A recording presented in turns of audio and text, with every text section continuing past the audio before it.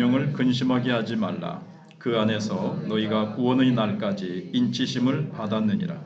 너희는 모든 악독과 노함과 분냄과 떠드는 것과 비방하는 것을 모든 악의와 함께 버리고 서로 친절하게 하며 불쌍히 여기며 서로 용서하기를 하나님이 그리스도 안에서 너희를 용서하심과 같이 하라. 아멘.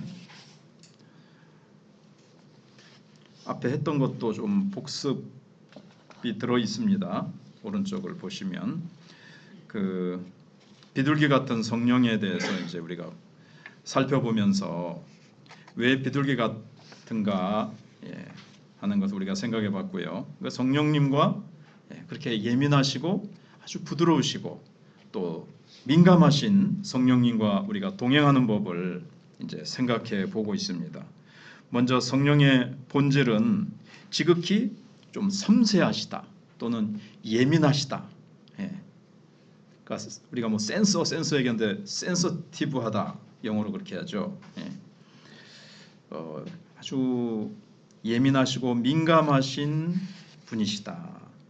그래서 성령님은 비둘기처럼 민감하십니다. 그런데 비둘기가 우리에게 적응하는 것이 아니라 우리가 비둘기에게 적응해야 된다 그랬죠. 그분이 오셔서 그분이 우리를 통치하시고 그분이 우리를 다스리시니까 그분은 하나님이시니까 내가 하나님을 부리고 내가 하나님을 조정하고 내가 하나님을 이리저리 끌어당기고 하나님을 도구로 나의 유익을 위해서 이용하는 것이 아니라 성령님이 나를 장악하시고 성령님이 나를 통해서 하나님의 뜻을 이루시고 하나님의 계획을 이루시는 거죠. 그러니까 우리가 성령님께 굴복하고 우리가 성령님께 항복하고 우리가 성령님의 인도를 따라서 성령님께 우리가 적응해야 됩니다. 아멘이죠. 네. 그래서 비둘기 즉 성령님은 길들일 수 있는 분이 아니에요. 길들일 수 없는, 그러니까 우리가 힘으로 이렇게 저렇게 끌고 다닐 수 없는 분이라는 거죠. 그래서 유명한 구절이 제가 말씀드린 게 요한복음 3장 8절 바람이 임의로 불매. 그 바람을 우리가 소유할 수 없다. 이 말은 성령을 우리가 소유할 수 없는 거죠. 성령이 우리를 소유하는 거죠. 하나님이 왜 D.L. 무디를 쓰셨습니까? 그러니까 누가 D.L. 무디 성령님은 D.L. 무디의 전유물입니까? 누가 그렇게 했어요. D.L. 무디에 대한 어떤 시기심에 의해서 그러니까 누군가 하는 말이 그렇지 않소. 성령님이 D.L. 무디를 이렇게 전유하셨어. 뭐 전매 특허 그러잖아요. 그것처럼 성령님께서 D.L. 무디를 장악했다는 거죠. D.L. 무디만 성령님을 소유하고 D.L. 무디만에게만 성령의 역사가 나타납니까? 뭐 이런 식으로 성령님은 D.L. 무디의 전유물입니까? 이런 식으로 얘기를 하니까 아니요. 성령님이 D.L. 무디를 전유하고 계십니다. 그러니까 우리도 성령님께 완전히 이제 사로잡혀야 되는 거죠. 내가 다 완전히 굴복해야 되는 거예요. 어떻게 보면 내어드린 만큼 사실은 all or nothing인데 전부든지 아니든지이긴 하지만 그래도 우리가 내어드리는 만큼 성숙하는 거죠. 점점 주님께 더 신뢰하면서 더 내어 맡기는 거죠. 이만큼밖에 못 맡겼는데 자꾸 신앙이 성숙하면서 조금 더 맡겨보고 이것도 내가 내어 맡기니까 해주시네. 맡아서 아주 놀랍게 인도하시네. 그러면서 이제 점점 더 내어드리던 것과 같이 그러다가 이제 성령이 강력하게 나를 들어 쓰시려면 어떻게 해야 됩니까? 내가 전적인 항복을 해야 되는 거죠. 다 비우고 다 내어드려야 되는 거죠. 다 없애라 이거보다는 그분이 마음껏 사용하시도록 모든 영역 아직 내어드리지 못한 부분까지 내어드리라는 거죠. 그리고 이제 작은 소음, 비둘기는 뭐 이렇게 가서 좀 어떻게 해보려고 친해보려고 하면 쏘록 날아가 버려요. 또 시끄러운 그건 비둘기하고 내가 많은 시간을 같이 안 보내서 그 특징은 모르지만 작은 소음에도 푸드득 날아가 버린다는 거예요. 그래서 이걸 뭐라고 같이 했습니까? 우리 속에 있는 죄, 분노, 분노도 죄 속에 들어가죠. 그래서 에베소서 4장 30절에 하나님의 성령을 근심하게 하지 말라 그래 놓고 31절에 모든 악독, 노함, 분냄, 떠드는 것, 비방하는 것, 모든 악의. 그래서 이스라엘에 갔던 선교사님 부부가 문을 꽝 닫으니까 비둘기가 날아가더라. 그런 얘기를 했습니다. 부부 싸움을 하니까 날아가더라. 그런 것처럼 떠드는 소리, 이런 막 거친 분노, 거친 혈기, 이런 거에 성령님께서는 아주 민감하게 날아가 버리신다는 거예요. 그리고 이제 어떤 우리의 죄악들, 왜 거룩한 영이시기 때문에, The Holy Spirit이잖아요. 거룩한 영이시기 때문에 거룩하지 않은 죄에 대해서 성령님께서는 슬퍼하시고 근심하시죠. 그리고 내가 거룩하니 너희도 거룩하라. 구약의 큰 그 주제지 않습니까? 내가 거룩하니 너희도 거룩하라. 성령님이 우리를 거룩하게 만드시기 위해서 오셨는데 거룩하지 아니하고 자꾸 죄를 범해요. 그 중에 여러 가지가 이제 있는 거죠. 모든 악독, 노함, 분냄 비슷한 거죠. 떠드는 것, 비방하는 것, 악의 이런 것들. 그 다음에 또 에베소서에 나오지만 또 이런 음행, 음란한 것에 대해서 성령께서는 하나님의 자녀인 우리가 구속의 날까지 인치심을 받았는데 우리가 그러니까 구원을 잃어버리지는 않는다는 거죠. 말씀드렸던 대로 성령님이 우리를 영영 떠나지는 않으십니다. 그러나 우리에게 임재해 계신 것, 하나님이 나와 함께 하신다는 그 임재의식 속에 늘 살아가십니까? 성령이 내 안에 계시면 분명히 그분이 나와 함께 하심을 처음에는 잘 모를지 몰라도 어떤 경우에는 첫사랑 때문에 성령의 임재의식을 더 강하게 느껴요. 그걸 누리다가 자꾸 이제 옛습관이 설설 살아나면서 성령의 임재가 자꾸 사라질 수 있어요. 그럼 이제 영적으로 메말라지는 거죠. 굉장히 처음 믿고 첫사랑 때문에 막 자다 깨도 기쁘고 예배드려도 기쁘고 무슨 일을 해도 기쁘고 이래도 기쁘고 저래도 성령이 나와 함께 하시는 하나님이 이 주님이 나와 함께 하시는 그 은혜의 임재 속에서 막 기뻐서 막 어쩔 줄 몰라 하면서 살다가 그게 이제 어느새 이제 나도 모르게 죄를 이렇게 범하면서 이제 성령님께서 살살살살 이제 좀 멀어지는 거죠. 임재가 자꾸 이제 희미해지는 거죠. 그렇게 되지 않도록 우리가 하라는 겁니다.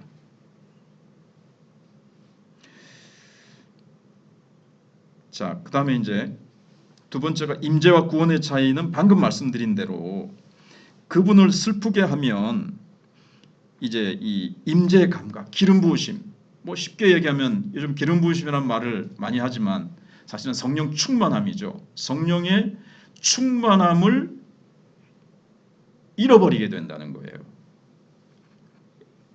그래서 원문에는 성령의 충만함을 받으라가 늘 그렇게 하라는 거죠. 영어로 하면 ing, 현재 진행형 보다도 더 계속적으로 24시간 내내 성령 충만하면 어떻죠? 기쁘고 평안하고 사랑과 은혜가 늘 넘친단 말이에요. 에베소서 5장 18절 이하에 있는 것처럼 시와 찬미와 신령한 노래로 내 속에 기쁨의 찬양의 곡조가 늘 내 속에 이렇게 있어요. 찬양이 막 자꾸 나오고 기쁨, 이게 뭡니까? 요한복음 7장에 예수님이 약속하신 대로 명절 끝날에 예수께서 서서 외쳐 가라사대 누구든지 목마르거든 내게로 와서 마시라. 그리하면 그 배에서 생수의 강이 흘러나리라.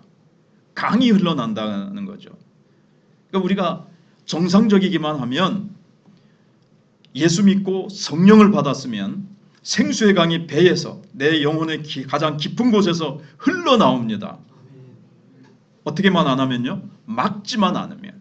뭐가 막습니까? 죄가 막는다는 거예요. 여기 나오는 모든 악독.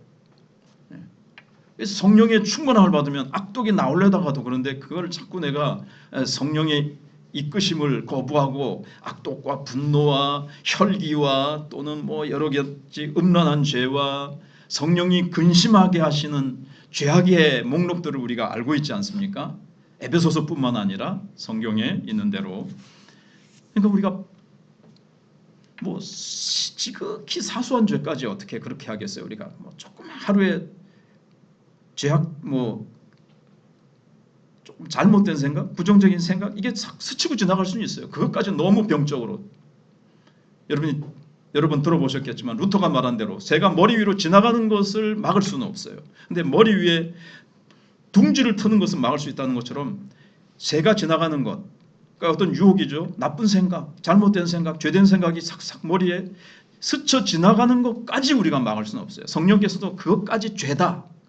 그럴 때마다 날아가 버리시면 우리는 진짜 소망이 없죠. 그런데 그 생각이 지속적으로 내가 그 생각을 끄집어 당겨가지고 그거를 구체적으로 계속 상상하고 계획을 세우고 실행에 옮기려고 자꾸 기회를 엿본다든가 하면 이 생각의 둥지가 내 마음 깊은 곳에 둥지를 틀도록까지 안 되도록 이제 하는 것은 우리가 그렇게 할 수 있다는 거죠. 그렇게 아무튼 죄가 막아요. 그러니까 오늘 다 일일이 설명하면서 하면 더 길어지니까 성령의 생수가 우리 속에서는 정상적인 그리스도인이라면 성령 충만해서 기쁨과 평안과 감사가 그 성령 충만한 그 열매가 나오잖아요. 무엇이든지 그리스도 이름으로 감사하게 되잖아요. 근데 죄가 딱 어떤 틈을 타서 딱 죄를 범하면 성령의 임재, 성령의 충만함이 딱 멈춘다는 거죠. 강물같이 흘러나오는 생수의 강을 내가 막아버리는 거예요. 그건 내가 막는 거예요. 성령님 계속 그리고 나와 함께 하신다는 이 임재의식 속에 늘 우리가 살아가지 않습니까? 살아가지 못하는 분들은 내가 항상 성령의 충만함을 받아 살아가게 해달라고 이제 기도해야 되겠고 이제 자꾸 이제 배워야 되겠죠. 그 다음에 이제 세 번째는 계속 반복인데 쓴마음과 분노라 그랬습니다. 가장 흔한 원인이라는 거예요. 쓴마음은 뭐라 그랬습니까? 내가 정당하게 대우받지 못한다 라는 마음. 우리가 뭐 어디서든지 그럴 수 있죠. 가정에서, 교회에서도 어디에서 하나님 앞에서도 나는 이 정도 위치에 있는데 이 정도의 대우를 받아야 되는데 왜 하나님 나를 이렇게 내버려 두십니까? 예장은 나를 무시한다. 내가 정당한 대우를 받지 못한다. 이게 이제 가장 흔한 원인이라는 거예요.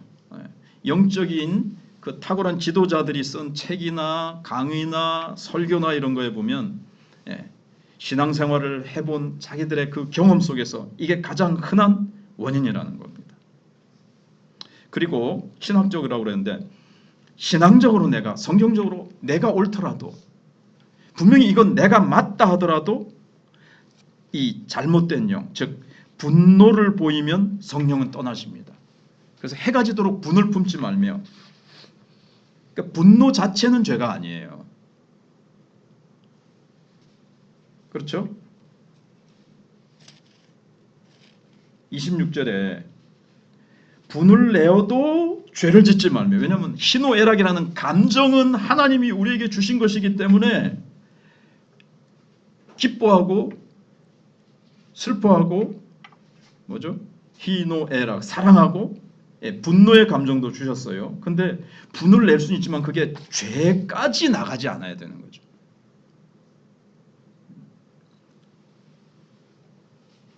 어떻게 하면 죄까지 나갈까요? 막 상대방의 인격을 모독한다든가 상대방의 존재 자체를 너 그거 잘못했어 그거는 할 수 있지만 너 같은 인간은 뭐 이렇게 한다든가 뭐 저건 분을 내 가지고 그게 나 자신과 상대방과 여러 사람들에게 이렇게 상처를 주는 그런 거 있잖아요. 죄까지 나가는 게 있잖아요. 그죠? 주지 말며 해가 지도록 분을 품지 말고 마귀에게 틈을 주지 말라. 이 분노가 가장 이 마귀가 틈탈 수 있는 틈인가 봐요. 그러니까는 이렇게 성경이 말씀하고 있죠. 계속해서 그 나를 분노케 한 것을 계속 묵상하는 거야. 밤새도록 묵상하고 그 다음 날도 묵상하고 계속 묵상하면 마귀가 얼씨구나 좋구나 하면서 그 분노를 가지고 성령 충만하지 못하도록 성령의 생수가 내 속에서 계속 흘러나와서 성령의 생수가 내 속에서 그냥 기쁨과 하나님의 임재와 능력과 사랑과 권능이 막 내 속에서 흘러나오는 것을 딱 막아버리면 힘을 못 쓰는 그리스도인이 되잖아요. 그래서 이걸 이제 잘 해야 됩니다. 성경이 그렇게 우리에게 가르쳐주고 있고요. 그 다음에 이제 성적 부도덕이 있어요.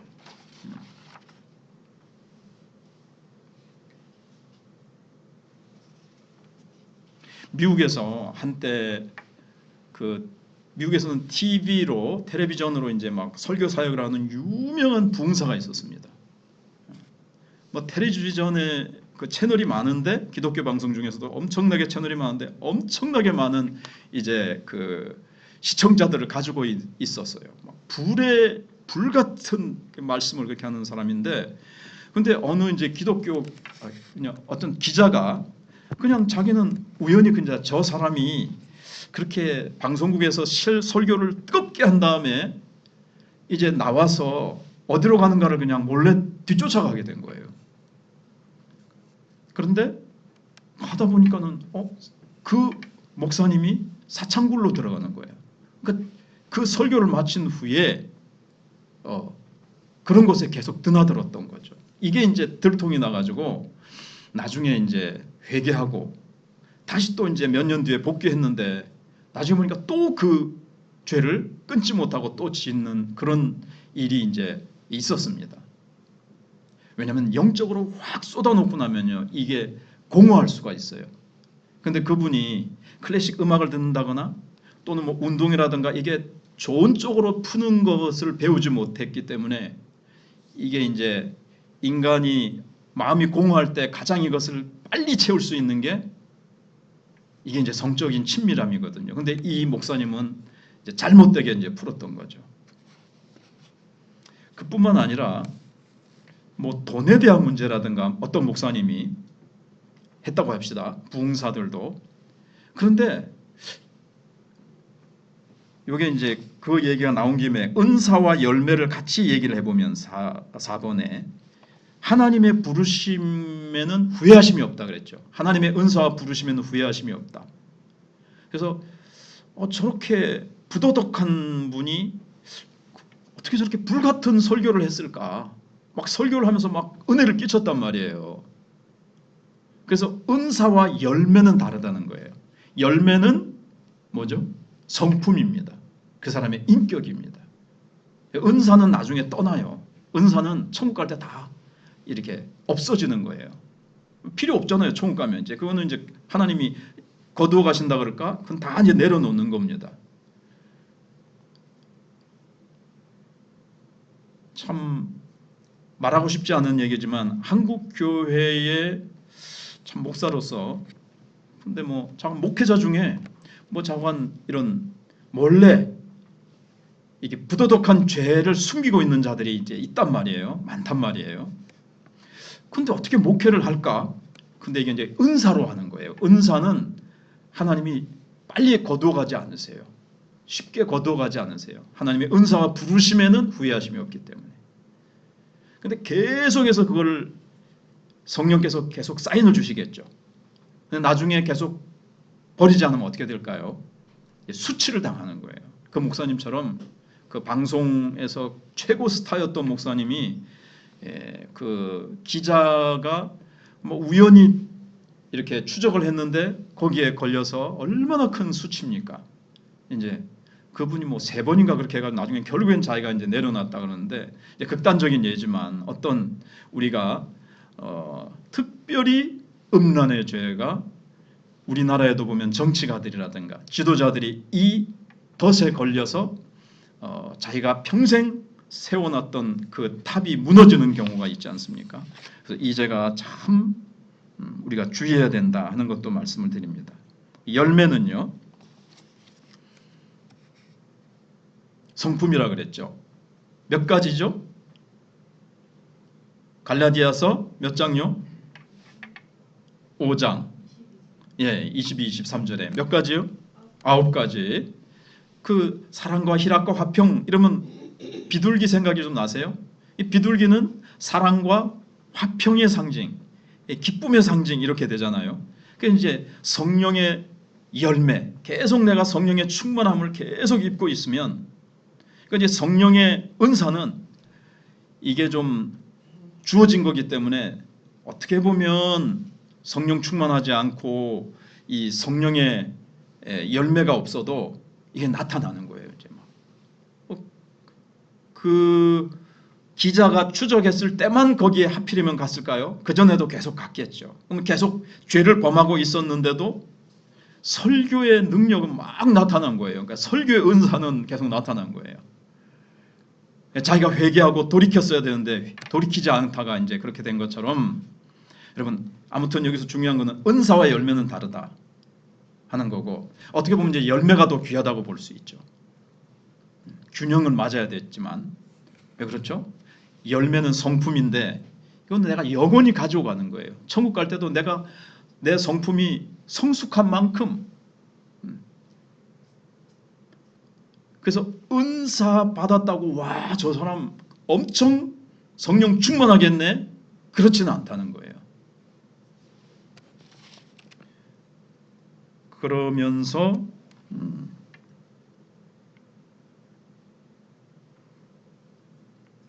여기 다른 불하고 이상한 불, 그 다음에 이 신사도 운동에서 나타나는 번영의 복음 같은 게 이제 좀 잘못된 건데, 이걸 오늘 이제 꺼내면 시간이 많이 가니까 뭐 수요일 날 또 길게 하기보다 여기까지 하고, 이상한 불, 뭐 다른 불은 제가 좀 말씀을 드렸죠.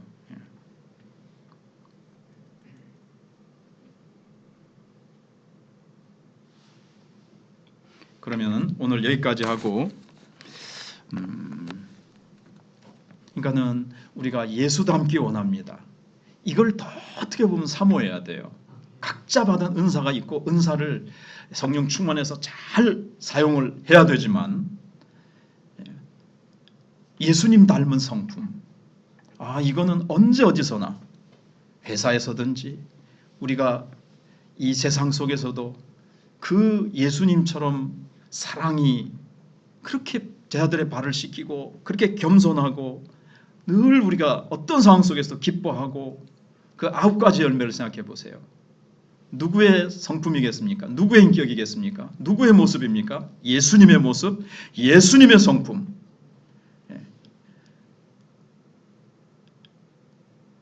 어떤 것보다도 가장 아름답고 영광스러운 거죠. 이거는 뭐 다이아몬드 수백억 톤짜리보다도 비교할 수 없는 그 예수님의 성품. 예수님이 왜 세상에서 가장 아름답고 하나님이 나의 가장 기뻐하는 자라고 말씀하시고 내 사랑하는 자라고 그러셨을까요? 예수 그리스도의 그 보석으로도 비교할 수 없는 그 아름다운 성품. 그래서 내가 그 예수님의 성품 닮기 원합니다. 내 성령님이 우리를 그 성품으로 예수님을 닮도록 계속 이끌어 가세요. 우리가 잘 알듯이 로마서 8장 29절 이하에 우리를 맏아들 되신 예수님이잖아요. 맏아들이시고 우리의 큰형 맏형님이신데, 우리를 구원하신 목적이 그분 닮게 하기 위해서, 그분을 본받게 하기 위해서라 그랬어요.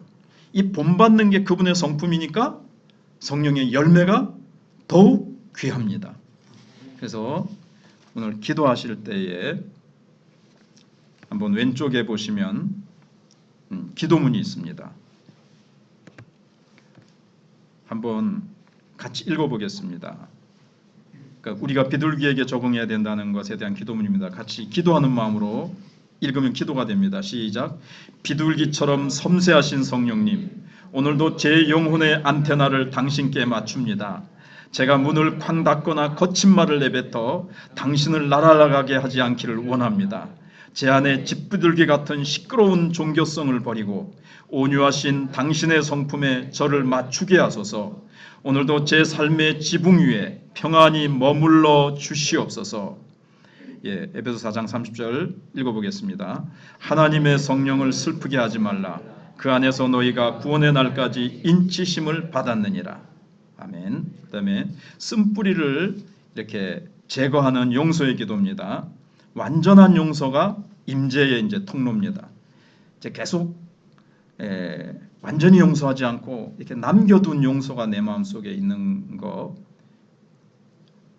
복수의 전문가는 누구시죠? 하나님이십니다. 하나님이 어떤 내가 아파하는 거거나 억울해하거나 나를 상처 준 그런 것들은 하나님께 다 맡겨버리고 나는 용서하는 기도를 하는 거죠. 자, 그럼 기도문 한번 읽어보겠습니다. 시작. 주님, 제 마음의 쓴뿌리를 당신 앞에 정직하게 내어놓습니다. 저에게 상처 준 그 사람을 이 시간 완전히 용서합니다. 그의 잘못을 들춰내어 수치를 주지 않고 오히려 그의 체면을 지켜주며 진심으로 축복하기를 선택합니다. 제가 신학적으로 옳다는 자기 의로움에 빠져 성령님을 근심하게 하지 않게 하시고 당신의 미소 아래 거하게 하소서. 자, 그 다음에 에베소 4장 30절 읽겠습니다. 시작. 서로 친절하게 하며 불쌍히 여기며 서로 용서하기를 하나님이 그리스도 안에서 너희를 용서하심과 같이 하라. 용서는 하나님의 속성인데 여러분 용서가 어렵죠. 그런데 힘들어도 용서하는 기도를 계속하고 원수를 고통 준 사람에게 내가 축복의 기도를 하면 그게 엄청나게 예수님을 빨리 닮아간다 그럴까요? 진도가 좀 빨리 나가는 거죠. 이 부분에서 예수님을 더욱 깊이 닮아갈 수 있는 거니까 원수가 나타나면 어떻게 해야 되죠? 감사합니다. 할렐루야. 네, 예수님 빨리 닮게 하시려고 붙여주셨군요. 그래서 사울과 다윗에 대해서도 다음 주에 한번 그 다른 불과 그 번영의 신학이 뭐가 잘못되는가를 말씀드릴 때 이제 말씀드리겠습니다. 자, 그럼 마지막으로 은사보다 열매를 구하는 기도 한번 해보겠습니다. 기도문 시작. 주님, 사람들에게 드러나는 은사보다 당신을 닮은 열매를 더 갈망합니다. 사울 왕처럼 은사는 있으나 임재를 잃어버린 비극적인 삶을 살지 않게 하소서. 제 삶의 사랑과 자제의 절제의 열매가 맺히게 하시고 세상의 유혹과 탐욕의 이상한 불 앞에서 즉시 멈출 수 있는 용기를 주소서. 오직 당신의 기름 부음만이 제 삶의 유일한 능력이 되게 하소서. 그 다음에 핵심 구절입니다. 성령이 내려와서 누구 위에든지 머무는 것을 보거든 그가 곧 성령으로 세례를 베푸는 이인 줄 알라. 성령이 내려서서 예수님께는 공생의 내내 이 지상에 계시는 동안 계속 머무셨습니다. 날아가지 않고 떠나지 않고 머무시는 성령의 임재와 성령의 능력으로 성령의 은사와 권능으로 예수님께서는 일하신 것처럼 우리도 그렇게 하게 해달라고, 성령을 슬프게 하거나 근심하여 떠나지 않게 해달라고. 그래서 우리가 이 기도를 같이 드렸습니다. 마지막으로 다 같이 해볼까요? 예수님 이름으로 기도하옵나이다.